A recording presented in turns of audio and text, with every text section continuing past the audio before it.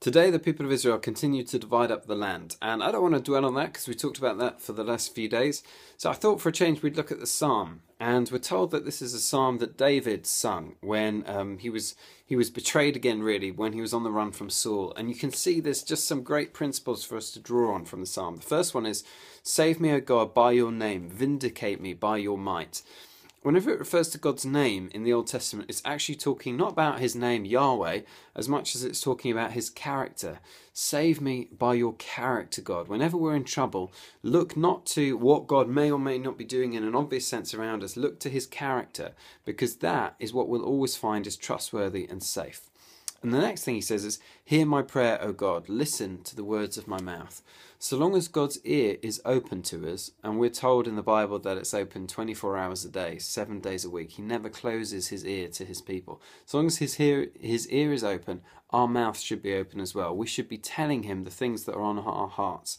And note that it says, "Listen to the words of my mouth." There's a really obvious and great tip for prayer. Prayer involves the words of our mouth. So sometimes prayer can be silence, sometimes it can be writing things down, sometimes it can be, there's all sorts of ways to pray, but with the words of our mouth is such an important thing. Words really matter. In the Bible, God speaks words and they create things, and God the Father and God the Son, they would speak to one another. You see Jesus at prayer.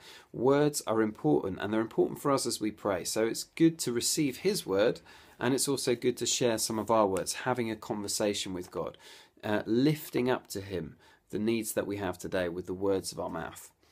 Verse 3 says, "Arrogant foes are attacking me, ruthless people are trying to kill me, people without regard for God."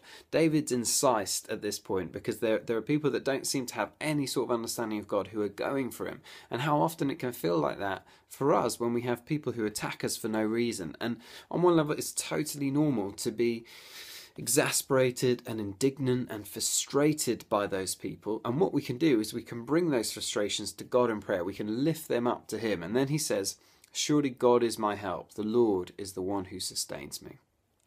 God is called our helper. Look to him for help. There's no point having a God who is help if we don't reach out and ask him for it. And what he'll do is not only, he may not always change the circumstances around us, although he does sometimes, but he will always sustain us in the middle of something that's difficult. And the final thing I want to say is just the bit about, "I will sacrifice a free will offering to you." David's so confident that God will help him, he decides almost in advance to give something joyfully and cheerfully to him. There's so much in this psalm. Let's have that as a final thought. Choose today, of your own free will, with no constraints, to cheerfully and joyfully give in some way to God. Just not because we want to get anything from him, just because we want to thank him and we want to glorify his name.